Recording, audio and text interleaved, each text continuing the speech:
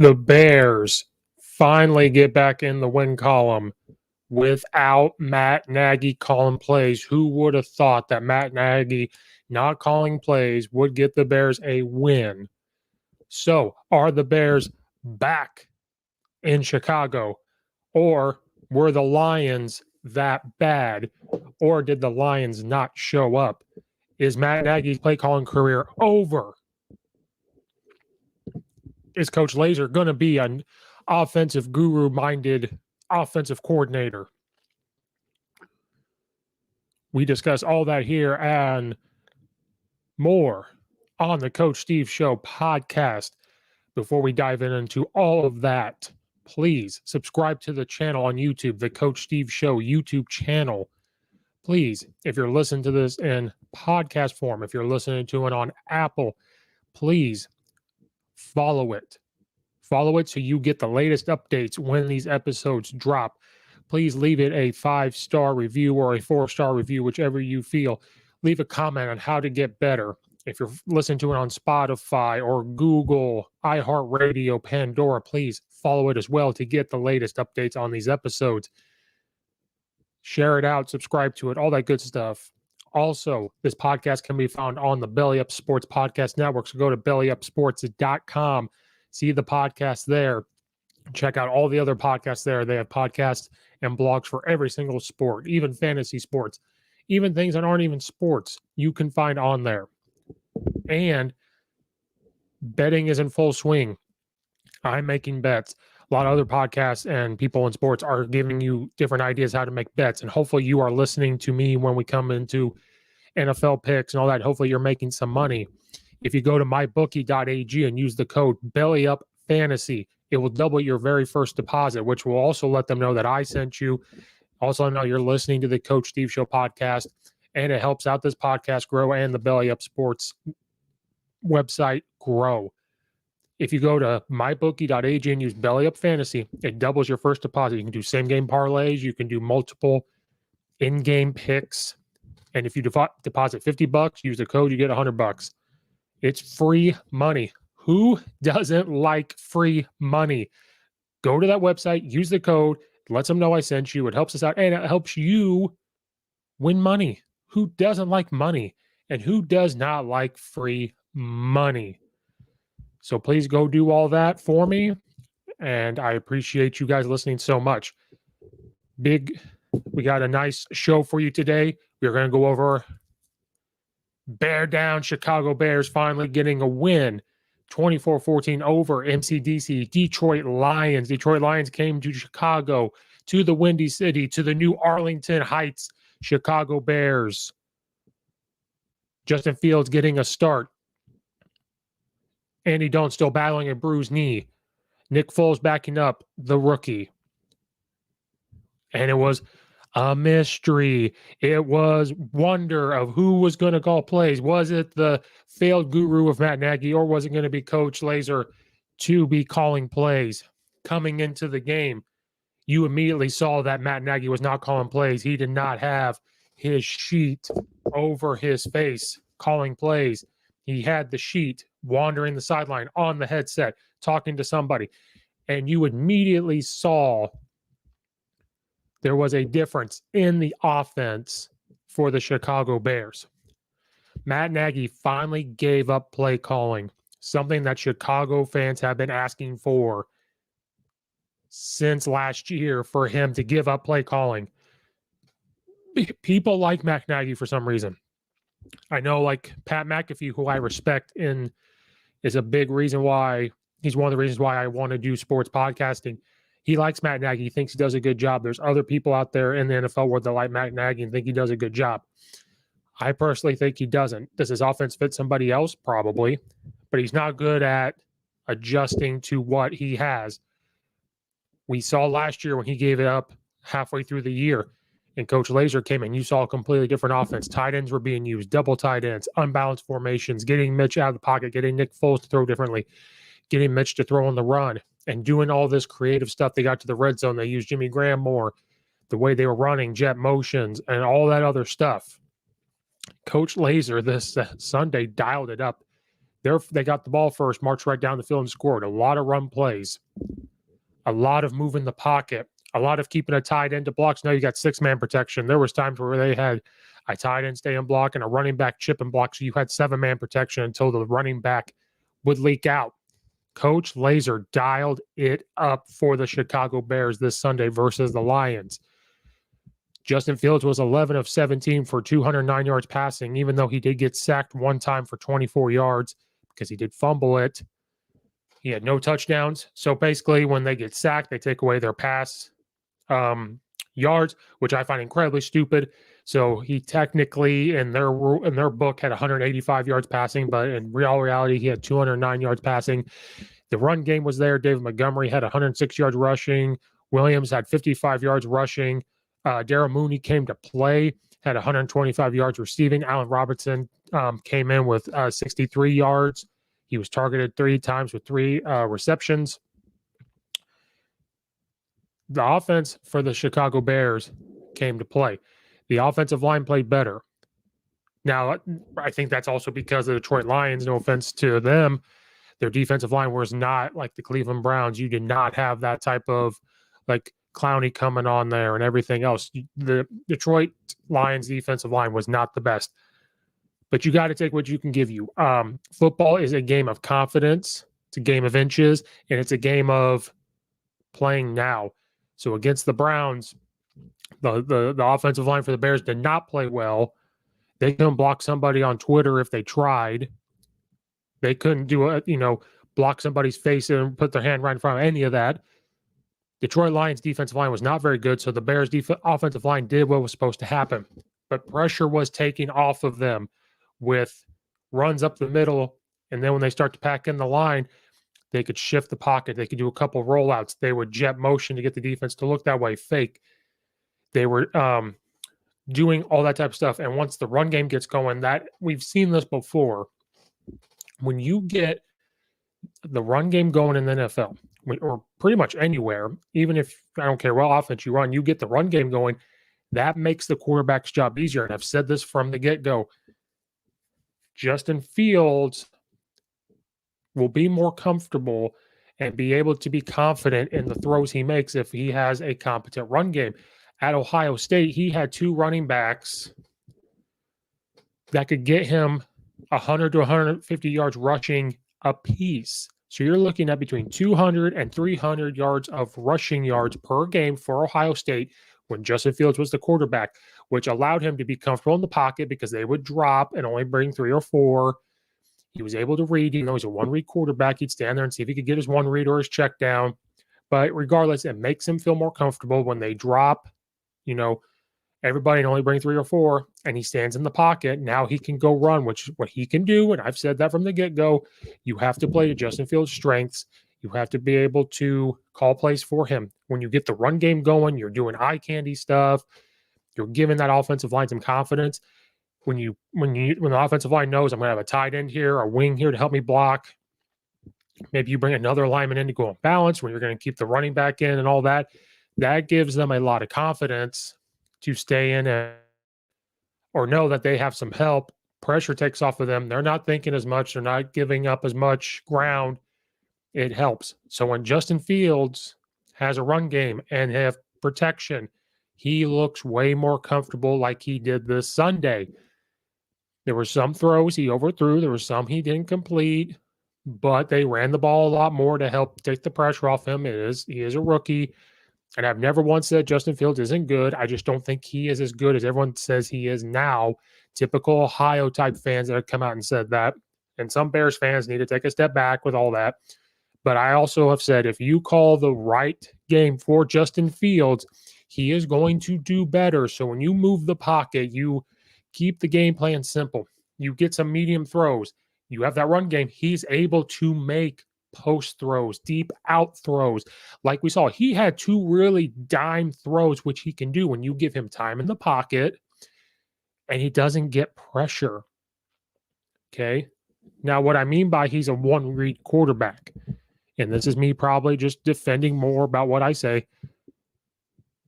Daryl Mooney had 125 yards receiving on 5 receptions, which that doesn't mean he was targeting, but once he has his guy, that's what he's going to look to. But lucky for him, if Daryl Mooney can make catches and they get him open and they have Al Robertson to get him open, there's 2. So we can start to get the progression for Justin Fields in his routes, in the game plan to throw to more than one guy like we saw at Ohio State. So when you get David Montgomery going, you get Williams running the ball pretty well. It helps. David Montgomery had 23 carries. Williams had 8 carries. That's that's 31 yards. That's 31 carries. Justin Fields threw the ball 17 times. I mean, I think that's pretty good. They had a good game plan. Coach Lazor said it coming into the game. Their game planning and the play calling for them against the Browns was terrible. So it just looked like a completely different offense. It looked very similar to what we saw in the middle of the season last year when Matt Nagy gave up play calling, which we have called for a while, but that does help.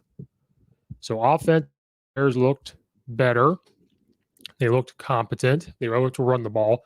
Justin Fields was able to read the field, which will get better as the year goes on. The more he's playing, the more he's practicing. We've all seen it. And if he can start being confident, making those throws, getting the ball out quicker, and able to hit those deeper post-type routes or corner routes or the quick out routes that are a little medium to longer throws when he's getting times in the pocket, man, it's going to look pretty good. And Coach Lazor has to continue to call plays for this to happen. But he didn't even do anything that crazy. He played to the strengths of the players he has. He knows the offensive line is struggling until they get healthy. So how do you take pressure off the offensive line? Where you keep the game plan simple. You go to what they can do. So if they can run zone plays and try to move people inside instead of outside, that's what you're going to do. If they need help pass protecting, you're going to keep a tight end in, a wing in. You're going to keep a running back in to chip block. To really help do that, maybe you move a little bit. Maybe you do more quick wrap behind it. Maybe you run a quick screen out there. All that stuff to really help the offensive line. That's what he was doing, which Matt Nagy did his first year and has not done really much of it since. So it's just great to see this energy from Coach Lazor calling plays, being a little competent. Justin Fields was very confident, making good throws. David Montgomery is running like a madman. He got about 2 to 3 miles per hour faster over this offseason, I believe. So he looked pretty good. Now, on the flip side, I do not think the Detroit Lions looked that bad. Yeah, their defense, they sometimes had us stopped or, like I said, made a play, but they give up a big run to us or miss a tackle and everything else. Their offense really didn't look that bad. They did march down the field towards the red zone a couple of times. There was that one where Jared Goff was making a check and they snapped the ball to him. One went off his crotch. Like that type of stuff that is just shooting themselves in the foot. I mean, if you look at all you guys out there are big numbers people. You look out at Jared Goff, he was 24 of 38 for 299 yards with 2 touchdowns. Now, we did sack him 4 times, so I guess in the NFL book, he had 258 yards passing. But, I mean, those numbers are not that bad. Jamal Williams had 66 yards rushing. Receiving, they threw it. He kind of, went all over the place. 83 yards here, 70 yards here, 46 yards here, 42 yards here, 33 yards there. I mean, what kind of hurt them was turnovers. 3 fumbles for Jared Goff. He lost 2 of them and recovered 1 of them. And then, Justin Fields fumbled it once, but he was able to recover it. So, I mean, technically no turnovers there. But when you turn the ball over and give it back to the Bears, who have some confidence with Lazor calling plays. But, I mean, in all reality, Detroit plays very tough. So our offense came to play. Our defense allowed them to get down the field, but then things happen. Sometimes we stopped them, made them score on a 3rd or a 4th down. They shot themselves in the foot. If they don't turn the ball over, he doesn't fumble it, They don't snap the ball when he ain't ready to do it. Maybe they score. It's a closer game. If we don't make a field goal, if Justin Fields fumbles the ball and we don't get it, they come down and score. So this was a closer game than 24-14, or I think at one point it was 21-7 or 24-7. It was closer than that. So it was as good as the offense played for the Bears.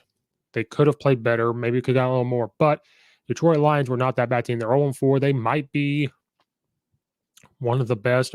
Maybe I think they might be the only winless team, but they are. I think they're better than Jacksonville. They are probably the best 0-4 team. Maybe not what we've ever seen, but in recent memory, one of the best 0-4 teams because they are right there. Jared Goff is not a terrible quarterback. He just does not have a lot of weapons. But for the little of weapons that he has to get to 300 yards passing against the Bears defense, who can be a Super Bowl caliber defense, I think it's pretty good. They made us punt a couple times. We made them punt a couple times. Their defenses were pretty good. I mean, Chicago, we scored, we were up 24-7 in the third quarter and we don't score in the fourth quarter. They come down and score, and we're just a couple plays away from them making it a closer game. They could have scored in the first half. So Detroit Lions fans, you guys just do Detroit Lion things, and I understand it from a Bear. Sometimes we do just Bear things, Bear down. It's always bad down. I try to do the Pat McAfee thing. Bear down, Chicago Bears, and we sometimes go down. Lions, you guys just have Lions things happening to you, but Jared Goff is not playing bad. The offense is spreading it out. They need more consistency from them. They just made way too many mistakes on their end. So for us Bears fans, we are going to enjoy the win. We're going to enjoy that the offense is actually playing well. We love that Matt Nagy's not calling plays anymore. Some are even calling for Lazor to be the head coach, which I don't know if you go that far, because we have to be able to see how Matt Nagy handles. It'd be interesting to see him just be a head coach and be the CEO and kind of have his fingerprints all over the place, and him not call offense. I would love to see that, because during that time that Coach Lazor called the offense before last year, the Bears looked competent. The defense played better. The offense played better. He was just kind of the CEO. He was just helping game plan. He was helping getting everything ready, try to be that motivator, and it didn't go too bad. So maybe that's who he is. We talk bad about him being a head coach, but mainly because of his offensive play calling, some of the comments he makes and stuff. But if he was just the CEO, I wonder if he would do a better job. And sometimes that's what you need. Sometimes, like I know sometimes Bill Belichick, they kind of say he calls the defense. I think he just has a huge input on it, and he's the CEO, and they do pretty well. There's some head coaches that are just not meant to be the head coach and call plays, or not do it for a very long time. I know in Green Bay, he calls the plays. LaFleur, he calls plays and is the head coach. But no offense, he also has Aaron Rodgers, so it kind of helps. Aaron Rodgers is kind of his offensive coordinator on the field. And sometimes it's okay to be the head coach and not call plays, or not call plays, and sometimes it just doesn't work out, and that's okay. Maybe Matt Nagy needs to be that CEO. Maybe he just needs to oversee everything and make sure things are going well. Still have some input on offense, of course, but let Lazor do his thing. Maybe you go coach quarterback with Justin Fields. Maybe you go develop him. Maybe you help develop, Coach Andy Dalton a little too. Just stick to that. Let Lazor call the offense. You send the offensive meetings, sit in the defensive meetings to see what's going on, because you're a team. If you do that and we start doing success, keep him as a head coach as long as he never calls plays ever again. Detroit Lions fans, do not put your head down. You are very close to being 2-2. You are very close to being 2-2. Could have, but you had to lose on a Lions way of a historical 67-yard field goal. You possibly could have beat, my Bears, but just a lot of mistakes, snapping the ball when he wasn't ready, doing this, doing that. A couple of tight throws were made from the Bears. Very close to beating us. So I'm glad the Bears won, but I don't think we need to sit here and say, oh, man, and it was just the Lions. And yeah, maybe it is just the Lions, but the Lions are not that terrible. So we need to really, appreciate this win, that we beat a Lions team that could be 2-2, or coming in and have a win just like us, beating a Baltimore team that is very good. So I think we need to appreciate this win and not overlook like, oh, we just beat the Lions. No, we beat the Lions, who are pretty good. MCDC come to town is a tough game. They're going to come at your kneecaps, and they did. They did, but great for the Bears. Finally, Matt Nagy not calling plays. We look competent. It's going to be interesting to see what happens next week when we go play the Raiders in Las Vegas. It's going to be a tough one. We'll have a different episode to look for that recap or that preview of what's going on. So it was great time to be a Bears fan. Bear down. Great to be Arlington Heights, Arlington Park Bears fan. Excited for them to move on to Arlington. I really like the fact that they're buying that. Soldier Field is just it's just too many hoops you got to jump through Chicago with them renting out Soldier Field to really do it. Any add-ons, the one add-on they put on it just looks like a spaceship landed on it, but that's what they got approved. It takes forever for the city of Chicago to approve it, whichever mayor it is. Right now, the mayor of Chicago is not the most favorite, and they do not get along with the mayor a lot. As long as a lot of people in the city of Chicago don't get along with the mayor there. They do have a lease till 2033. I know previously the commissioner in the NFL, Roger Goodell, has said they will talk about getting them out of that. You know, it's going to cost like $80 million, which the NFL could definitely afford because NFL is about making money. If the Bears move to Arlington, which they are, they've got approved for that. Now, the actual buying of it, I think, might take a year. They're going to own all that land. Now they could build something. Now the question is, are they going to have a regular stadium kind of like they do that at Soldier Field? Are they going to make a dome that can open and close so, you know, they can have it open sometimes? Bears usually have a home field advantage in the winter because of the snow. But then if you have a dome, you could host NCAA basketball tournaments and all that stuff to make money to help do that. They're talking about building hotels for just those type of events, talking about building a casino for sports betting because it's legal in Illinois, like all that stuff, which is fantastic. Some like the history of Soldier Field and they need to stay there, but it is a pain. Anybody that's ever gone to Soldier Field, it can be a big pain. I've never driven there. I've taken the train, then you got to make this big, long walk through there, which is all cool. It's very historic. You can, when you build your stadium, you can mimic some old schoolness, but it is tough when you are an NFL franchise, one of the oldest in history, in this huge city of Chicago, and you don't own it. You have to lease it out. Maybe Chicago just lets them buy it. If they would have let them buy Soldier Field, maybe they would have stayed. They historically have played on the lake, you know, and all that stuff. But I think it's cool. I think they can make parking easier. It'll be easier to drive to Arlington. You could have this train just go straight to Arlington. That's a Bears like express or two. Like there's so many things you can do, kind of like what New England does with their train to get them into from Boston into the stadium there. There's so much you could do. So glad that the Bears going to Arlington Heights here in Illinois and the suburbs. I like it. A lot of people don't, but I think it's great. It's a good money thing.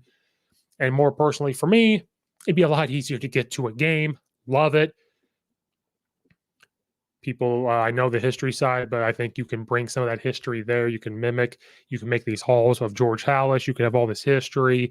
I think you can build like this entrance to have like an old school look, but it's a newer look, if that makes sense. It's just endless possibilities.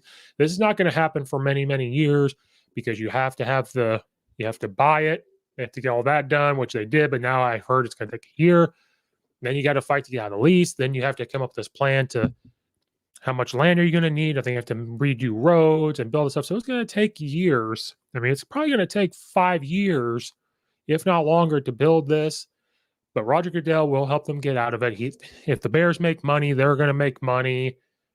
And Arlington's just going to boom. There's going to be jobs, there's going to be restaurants, going to be stores, you're going to have the hotel, you're going to have the casino, the workers in that stadium. And then if you have college football games there, if you have, if it's a dome and you start to host NCAA basketball tournaments, do you have huge college games there? So like if you have number 1 versus number 5, or like you see at the beginning of the year, sometimes when you've got a neutral site, can this be a neutral site for a college football game? Can this be a neutral site for a college basketball game?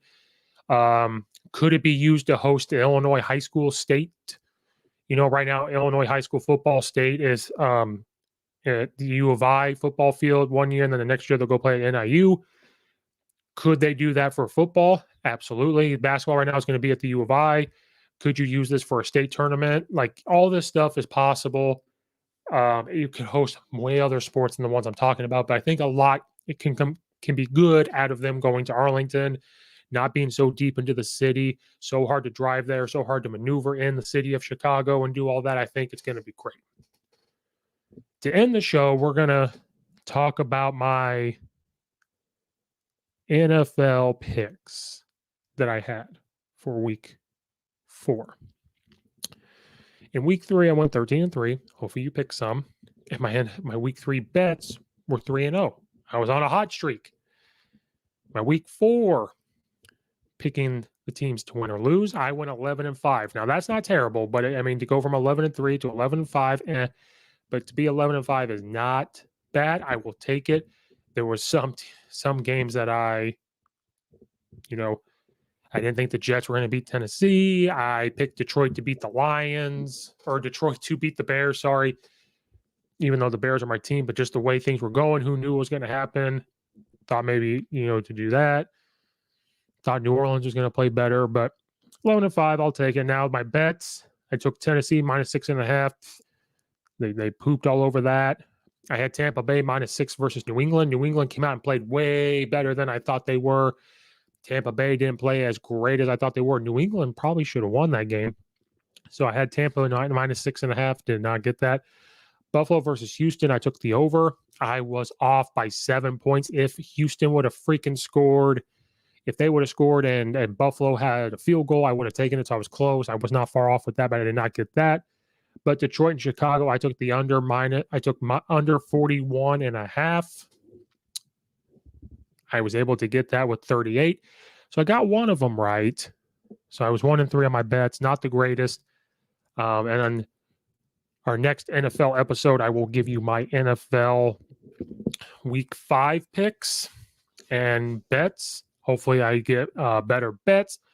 11-5 record is not bad for my picks. So hopefully if you listen to those picks and you just bet on a single game and you went to my bookie and used that code to get some money and you were just picking regular bets, maybe you parlayed some and made some money. I know I did some. I parlayed and got some. Hopefully you did that. And there we go. We're wrapping it up on this episode. Again, thank you guys for listening. Go check out other episodes. Check out all the other affiliates in the descriptions below. Subscribe, follow, share out, all that good stuff. I appreciate it so much. Go check out all that stuff. Check out the episodes. Check out future episodes where we drop in many more each week. Thank you guys so much for listening. We'll see you guys next time. This has been another episode of the Coach Steve Show podcast.